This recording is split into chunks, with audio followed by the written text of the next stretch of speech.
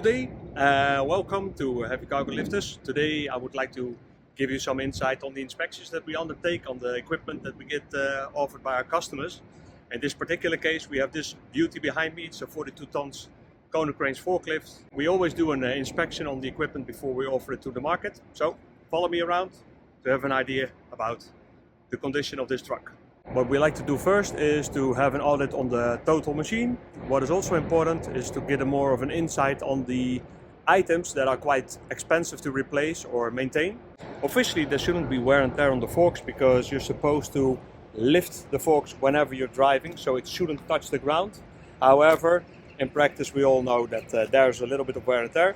Hence the reason that you should always compare the thickness of the lying parts, or how to say the lower parts, compared to the upright parts.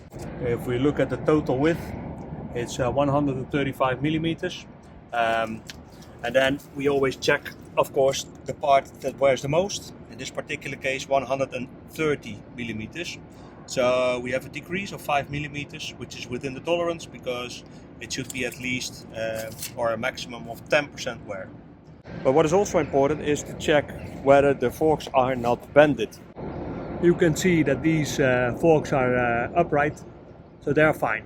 And the lifting chains, at some point they start wearing because the width within the pins, let's say the openings, they start widening, and that has to do with the lifting, obviously the wear out.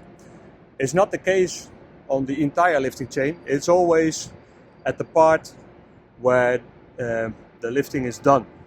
In this particular case, I know the customer replaced the chains only 1 year ago. So in this truck they are more than fine.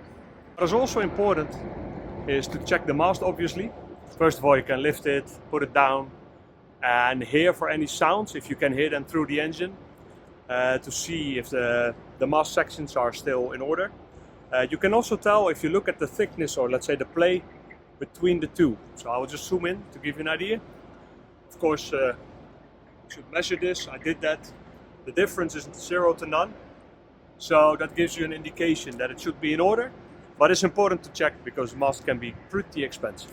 The front axle is also important because these front axles, they can start leaking oil, can also be very costly. So if you check the truck, also check the front axle, and you can tell from the hubs over here whether there's any oil leakages.